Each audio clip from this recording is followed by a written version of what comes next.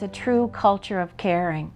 When I walked through the door about 13, 14 years ago, I felt something was different when I walked in that door, and that was at 590 King Street. Well, it began in 1965 as a home for able-bodied seniors. It was in a house in Windsor. There were 30 rooms in the house, and the folks who lived there at that time were, to a large extent, fully mobile. Many of them still drove their own cars. The board of directors has been a huge influence to the Windsor Elms continuing to evolve and to look toward the future. We've had a variety of great members on the board. Two members I'll speak about in particular because they worked on with me and the leadership team on building this home, and that's Don McLeod and Jerry Raymond. A few businessmen in the town, along with Reverend Bill Pope, decided that they should have a retirement home for seniors. They arranged money, and at that time the Sangster property was available, which is located across from the United Church. So it was purchased, and from there they organized it and started out with 23 residents. The home, when it was opened, had a strong affiliation with the United Church of Canada. In fact, it was called Windsor Elms United Church Senior Citizens Home. And that association with the church continued until 2010, and the home benefited from that association by having board members appointed from local church organizations, United Church organizations. When the Elms first started, actually my home was next door to the Elms. It was a senior's home, or a senior's place to live. There were 2 or 3 apartments in the building. They had, some of them even had their cars there. It was seniors, not nursing home. And then as these people got more debilitated, they developed into a nursing home. Over the years from 1965, the needs of the individuals in the home changed considerably as they aged, and they lost their mobility and lost their ability to think as clearly as they did when they first moved in. I see what transpires as people are getting older and how they are looked after. Being involved with the Elms when it was just a retirement home and developed into a nursing home, it's made a tremendous impact on me. Initially, we had a little garden in our backyard, and some of them used to come and they'd help themselves to a cucumber and take it home and put it on, have it sliced on their table or whatever. And when they got upset with being there, they would come and knock on my door. One time it was a very confused lady. She wasn't from Windsor. I didn't know her, and because at that time I wasn't involved with the Elms. And anyway, she came in. She was leaving, and she wanted her family called, and I said, well, couldn't I do your family today? And so she forgot all about it once we had a cup of tea. And you know, for some of our residents, they live in the moment. They may forget you in 5 minutes, but it's how you can make people feel in those few short moments that you do connect. I worked with a lot of people with dementia and Alzheimer's, and it's a very rewarding job. And I remember one gentleman, he was very upset, and it was the winter time. So, and we couldn't really walk that day, so I took him out. We used to have a garden at the other home too. And we each got a shovel and shoveled the pathway out there. So when we come in, he said, honey, I hope they're paying us good, because that was hard work. And he, you know, it's just like his whole day was different after that. So it's just little things like that.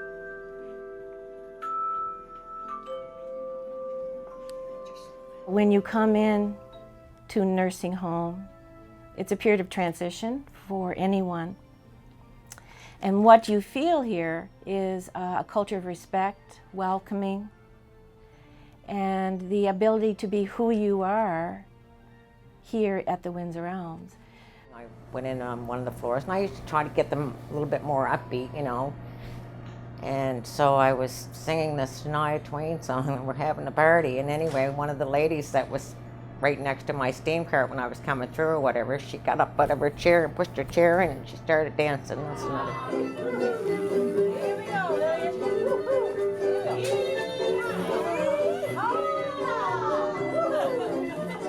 I am Elsie, and I'm a very satisfied member of the Elms, and I do wish everyone a very happy anniversary. Oh, well, happy 50th anniversary. It's an enjoyable place. I think they try to be pleasant and look after the people that they're associates. That's a good way to put it, isn't it?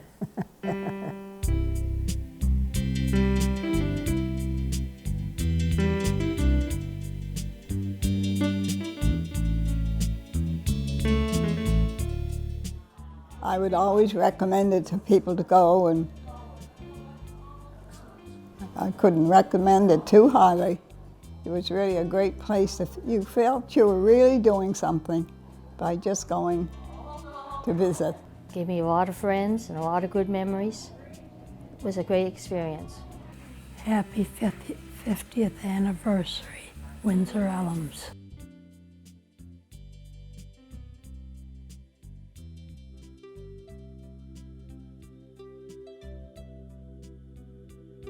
I feel like I'm at home. I don't have any restrictions, and I just feel comfortable. The people are nice, the food is good. Everything's great here. And the food is good. Individuals are able to select the kind of food they would like to have, and that is a comfort to many individuals. What I feel what makes Windsor Elms unique, one of the most special things is that they all have private rooms. It is so special and so important, really. And everyone has the opportunity. It's a free, open concept home, and there are no locked doors. They are free to move about from one house to another, from one community to another, and it just helps to allow the residents to feel more at home. Our fondest memory is a year ago. Anne called me one day, and she also talked with Donald. We have an anniversary on the 1st of October. And Anne said, would you like to renew your vows? So what we did, they did.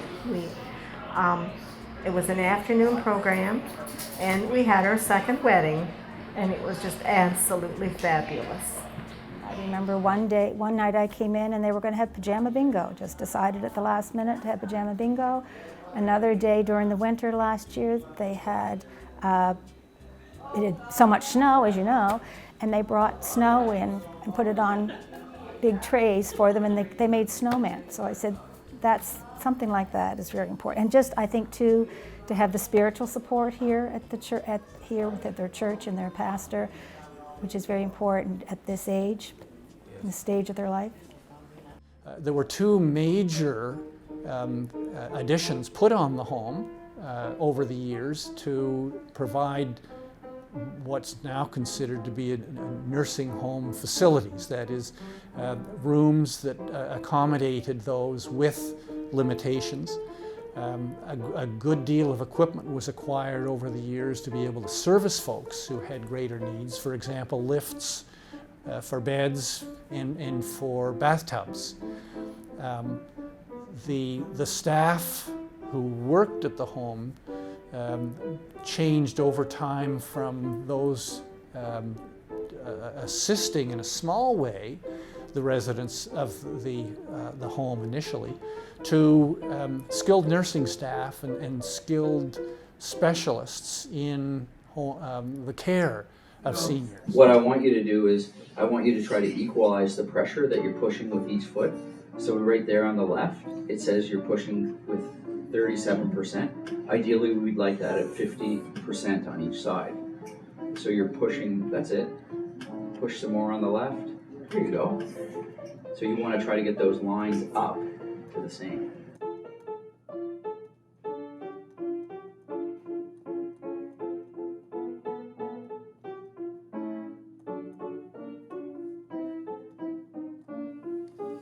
So this machine is designed for individuals who have a hard time standing and need some assistance. But at the same time, it allows the individual to work certain muscles or target certain muscles that wouldn't be targeted otherwise. Yeah.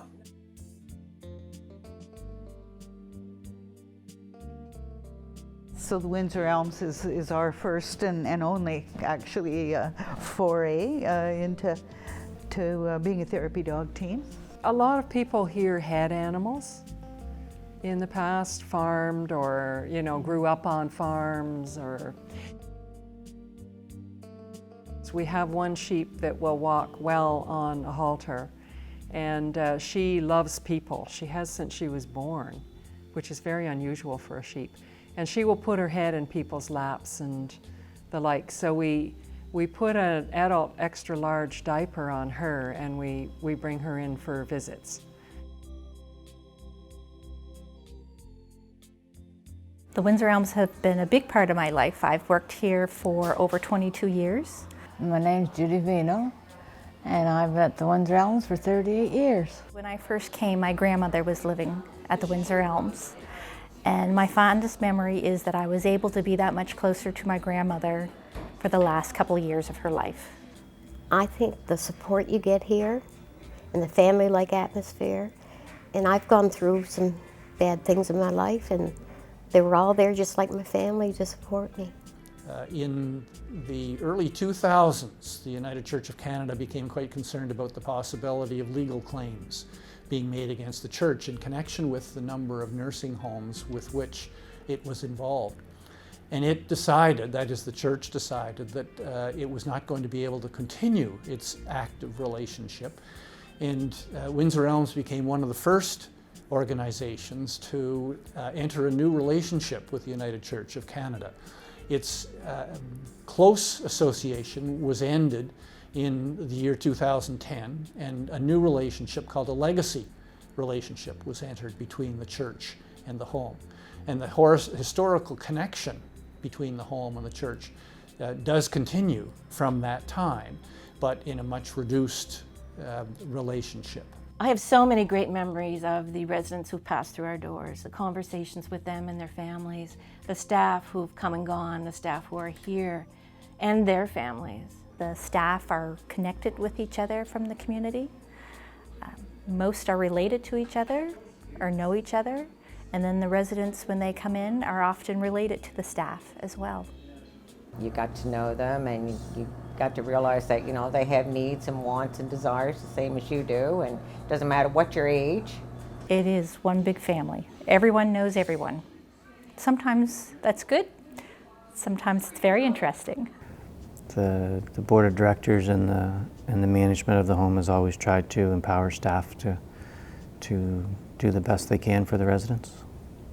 My name is Kim Frank. I am the principal at Falmouth Elementary School, and our students come up here on a regular basis to visit the residents and do activities with them.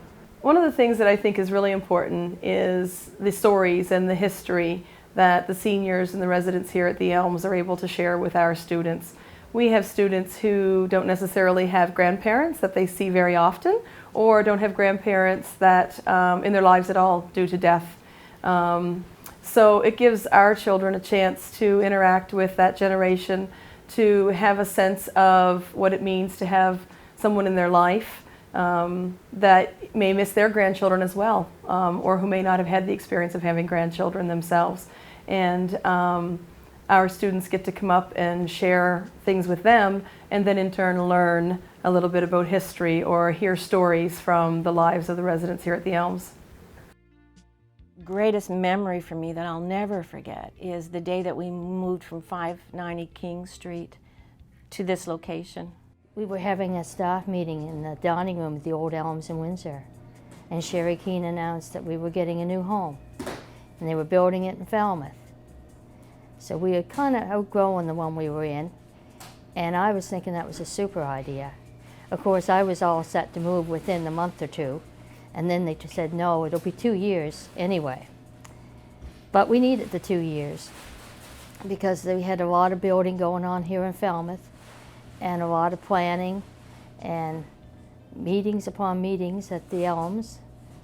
And there again, they involved the staff in decisions, and the girls in the kitchen, we were all involved in what we were going to do, how we were going to arrange the kitchen. We went and looked at other homes to see what equipment we'd like to have, and what we needed. So it was all very exciting. The sod turning for this home, it was a beautiful autumn day, and the kids from Falmouth Elementary could be heard in the background. It was really nice. We all took turns with the shovel, and we all broke ground. So, yeah. We had a breakfast. The staff, residents had breakfast in the old home in the morning, and we all had lunch together here in the afternoon. And that whole transition of people working together, the happiness in the air, the teamwork, was a pretty phenomenal feel. The thing that amazed me is that we were able to move 108 residents. They had their breakfast in the old Kings Street facility, and they had their lunch in the new facility. And to move a lot of them in wheelchairs, and it was just a phenomenal moving project. And we had a great individual planning that for us, Phil Nixon, and he just did a tremendous job. And when the bus after bus came with our residents on them that day, they were welcomed by a bagpiper and piped off the bus. Some of them danced, some of them sang as they came through the door. And it was an overwhelming, emotional day that was full of a love, compassion, teamwork, some fear of the unknown, but an incredibly great day. I'll never forget it.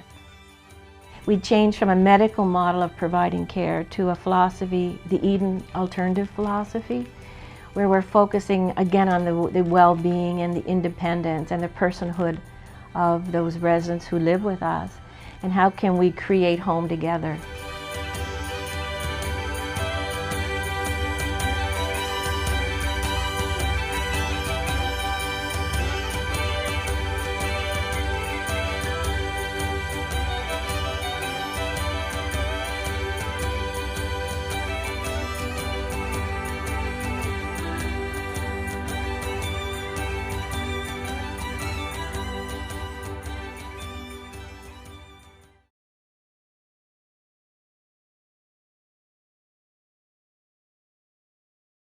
"50 years from now," that's a hard question. When I think back to 50 years ago, in the last 50 years, and all the changes that have come about in technology and medical care, it's really hard to even think what the possibilities could be for here.